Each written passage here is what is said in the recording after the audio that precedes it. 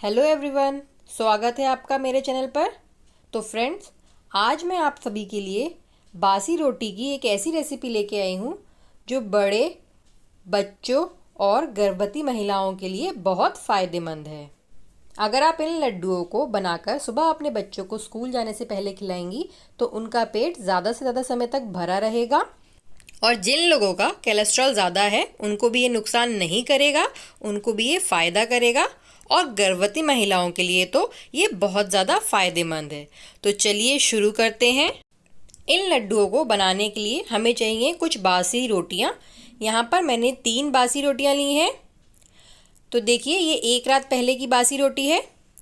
और यहाँ पर मैंने कुछ ड्राई फ्रूट्स लिए हैं, बादाम, काजू, मखाने और गोंद।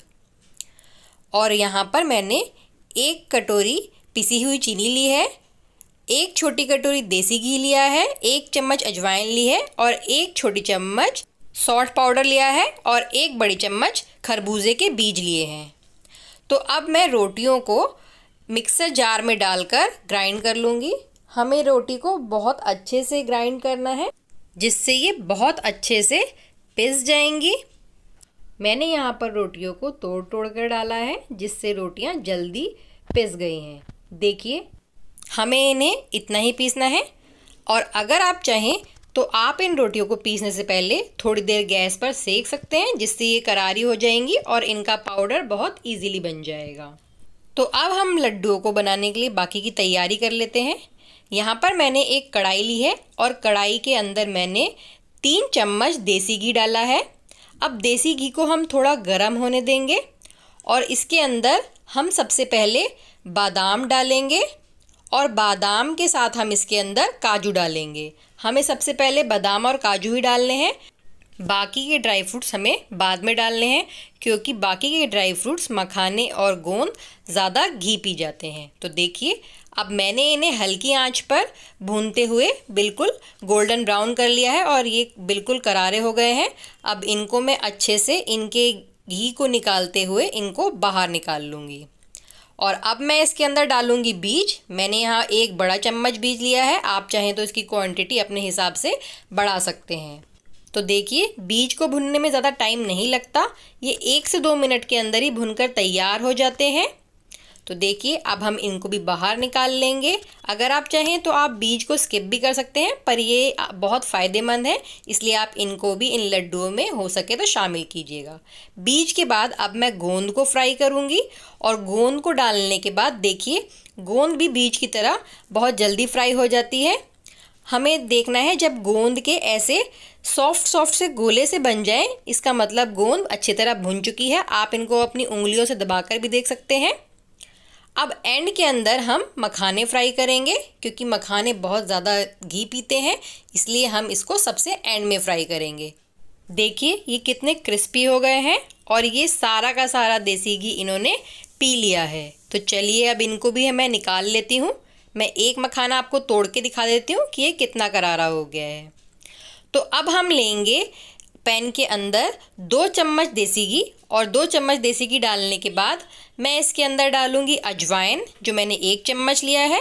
अजवाइन को हमें अच्छे से सेकना है, थोड़ा अजवाइन को हल्का सा गोल्डन कर लेना है। अब मैं इसके अंदर 1 चम्मच सौंठ पाउडर डालूंगी जिसे हम सूखे अदरक का पाउडर भी बोलते हैं। और उसको भूनने के बाद इसके अंदर मैं रोटी डाल लूँगी। रोटी डालकर भी हम इसे अच्छे से भून लेंगे। वैसे तो रोटी सिके हुए होने के कारण पहले से पकी ही होती है, लेकिन हमने यहाँ पर बासी रोटी का यूज़ किया है, इसलिए हम इसे थोड़ा फ्राई कर लेंगे जिससे लड्डू बहुत ज़्यादा टाइम तक चलेंगे। इन लड्डुओं को बनाकर आप 1 महीने तक इन्हें यूज़ कर सकते हैं। तो देखिए, अब हमारे जो ड्राई फ्रूट्स हैं वो ठंडे हो चुके हैं। हमें थोड़े ठंडे कर कर ही ड्राई फ्रूटों को पीसना है।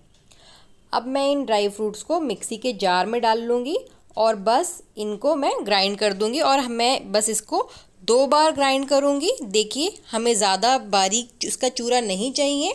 और मैंने यहाँ पर इसके अंदर बीज नहीं डाले हैं क्योंकि बीज हम ऐसे ही साबुत डालेंगे।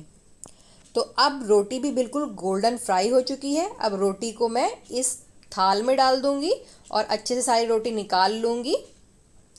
और देखिए, अब मैं थोड़ा थोड़ा कर कर इसके अंदर ड्राई फ्रूट का चूरा डाल रही हूँ और इसको मिक्स करते जाएंगे साथ साथ सारा का सारा चूरा हम जार के अंदर से अच्छे से निकाल लेंगे।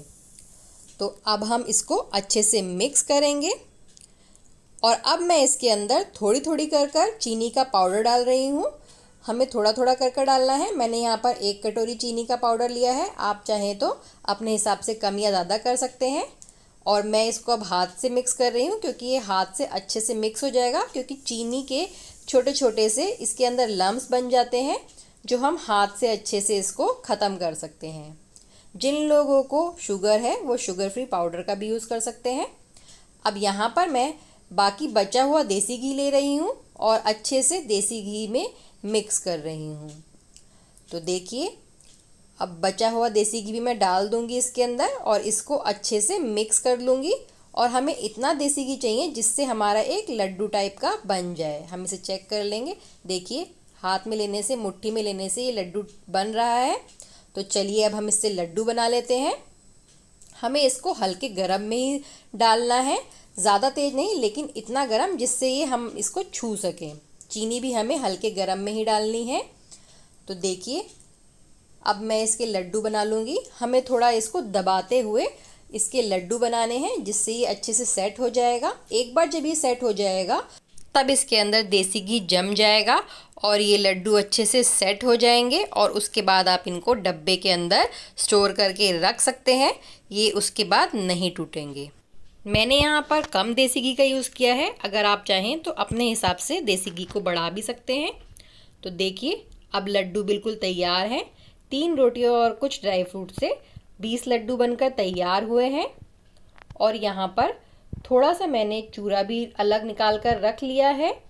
जो लोग लड्डू बनाना नहीं चाहते और वो बहुत ही कम देसी घी में इसे खाना चाहते हैं, तो वो इसी तरह उसका चूरा बनाकर भी डब्बे में भरकर रख सकते हैं। और जब भी उन्हें इसको खाना हो तो वो इस चूरे को एक कटोरी में निकाल कर खा सकते हैं। तो अब मैं इनको काजू से थोड़ा गार्निश कर दूंगी। लड्डुओं के ऊपर भी मैंने थोड़े से कटे हुए काजू चिपका दिए हैं। तो देखिए, अब हमारे बहुत ही स्वादिष्ट और बहुत ज़्यादा फ़ायदेमंद लड्डू बनकर तैयार हैं। इनको आप ज़रूर ट्राई कीजिए। एक बार आप इनको बनाएंगे तो आपको ये बहुत पसंद आएंगे और आप इन्हें बार बार बनाएंगे।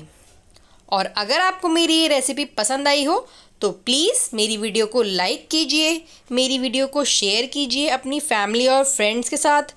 जो लोग मेरे चैनल पर नए हैं और जिन्होंने अभी तक सब्सक्राइब नहीं किया है, मैं उनसे रिक्वेस्ट करूंगी कि प्लीज़ अभी के अभी सब्सक्राइब कीजिए और बेल नोटिफिकेशन को भी ऑन कर दीजिएगा, जिससे मेरे सभी वीडियोस आपको टाइम पर मिलेंगे। और कमेंट करके ज़रूर बताइएगा कि आपको रेसिपी कैसी लगी। और अगर आपकी कोई क्वेरीज हो तो आप कमेंट करके पूछ सकते हैं। इंस्टाग्राम पर मुझे फॉलो कर सकते हैं, वहाँ पर आप मुझसे पूछ सकते हैं। मेरे इंस्टाग्राम अकाउंट का लिंक मैंने डिस्क्रिप्शन बॉक्स में दिया है। मेरी वीडियो को अंत तक देखने के लिए आप सभी का बहुत बहुत शुक्रिया।